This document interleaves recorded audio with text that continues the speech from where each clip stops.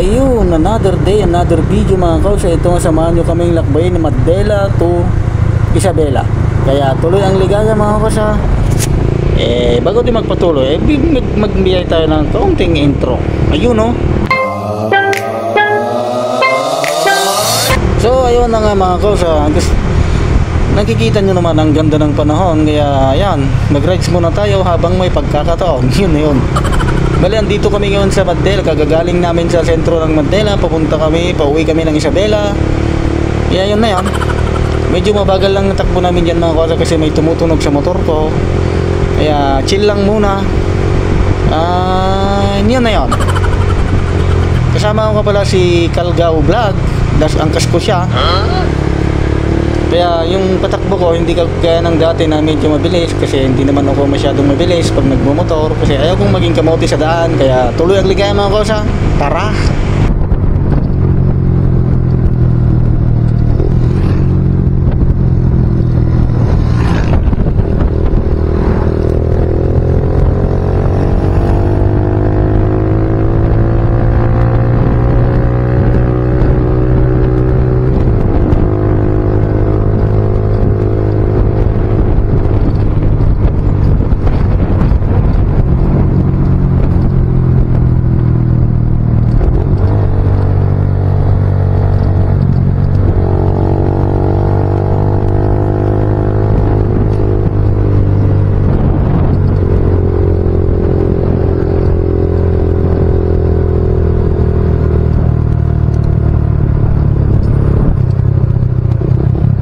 So yun nga, kumanan ako dito mga kausa para mas madali. Kasi ito yung sa tingin kong mas madaling daan papuntang Isabela eh. Kasi pag kumaliwa tayo dun, dadaanan pa natin yung Aglipay, Saguday, Cabarugis, Difun, Cordon. Dito, ang dadaanan lang natin ay San Agustin, Jones, Tiague, tapos malapit na tayo sa Santiago mga kausa. Kaya tuloy pa rin ang ligaya mga kausa. Para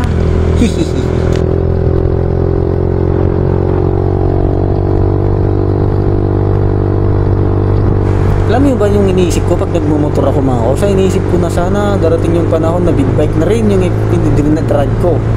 Kasi itong motor ko mga kausa ay 125cc lang to. Lower cc. Ang dream ko talaga mga kausa ang motor ay yung katulad ng mga ZX2, 6R, ZX10R.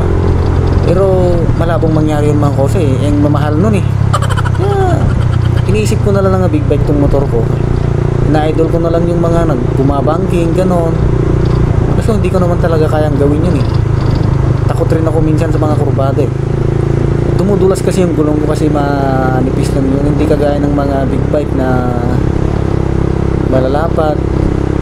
Kahit mag 60 degrees sila sa kurbada na tumatakbo ng 100, pwede. Dito kasi mga kausa sa mga motor natin mga lower cc lang, kaya natin.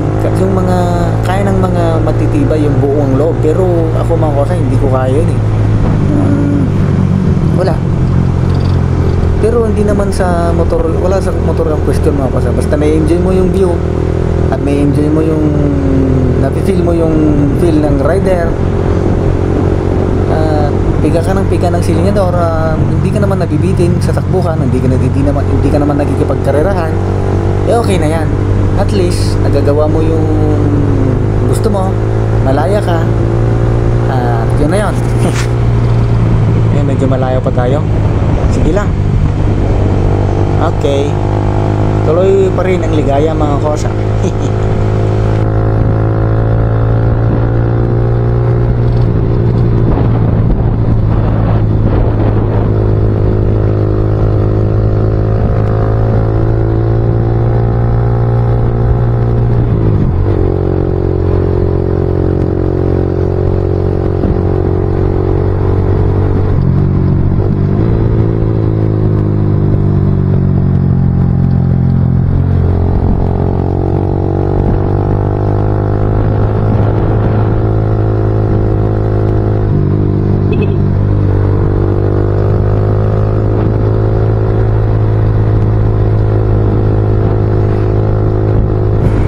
Sabi nga nila makontento ka kung ano yung meron ka. Tama nga naman. Pero as a rider mga kosa, siyempre gusto rin natin yung habang tumatagal ay nag-upgrade tayo, di ba? Eh pag sanay na sanay ka sa motor mo eh, bumabagal na yung feeling yung kuan mo eh, yung pakiramdam mo sa kanya eh. Gusto mo rin talagang mag-upgrade. Lalo na ngayong 2025 eh marami nang naglabasang bagong motor. Kaya hindi man tayo makasabay sa uso kasi hindi naman tayo mayaman, hindi try nating pag-ipunan yung mga pangarap nating motor para at least naman lang eh maranasan natin yung feeling o pakiramdam ng may bagong motor eh, yung pangarap ng motor dinadrive mo na, tinap top speed mo na, hindi ang saya o di ba? Kaya hindi, kahit na hindi tayo nakabig bike mga kosa eh tuloy pa rin ang ligaya. Okay, naririnig nyo ba yung naririnig ko mga kosa? Ang lakas no? Ito sa camera pa lang eh dinig yung ano eh, yung tawag nun, yung kadena tumalagatak. Yun ang sinasabi ko mga kosa, hindi ako makapagpatakbo ng mabilis kasi kung maingay yung kadena ko delikado, baka sa kangkungan tayo pulutin. Kaya pag may naririnig akong gano'n eh chill na lang ako, makakarating naman ako sa pupuntahan ko eh nang mabagal. Mabagal nga lang kasi sigurado sa biyahe namin ito mga kosa abutin kami ng dilim. At medyo mahaba na rin pala tong video natin, kaya kung nihintay mo tong video natin at nakarating ka sa parts na to eh maraming thank you mga kausa. Eh sana naman eh pa-subscribe and pa-share and pa-like yung video natin. Eh kung certain tayo eh di okay, eh kung di naman hindi ganito na lang, at least man lang ma-share natin yung mga videos natin sa mga manonood o yung mga nagbabalak pa lang maging motovlogger na kagaya ko. Nagsisimula pa lang ako mga kausa, kasi ayun na yan. Hindi ko na alam yung sasabihin ko mga kausa, basta yun. Thank you sa mga nanonood dyan kung meron man. Have a sweet day mga kausa. Dito muna tayo magtatapos kasi mahaba tong video natin. Ulitin ko mga kausa, have a sweet day and thank you. God bless sa ating lahat.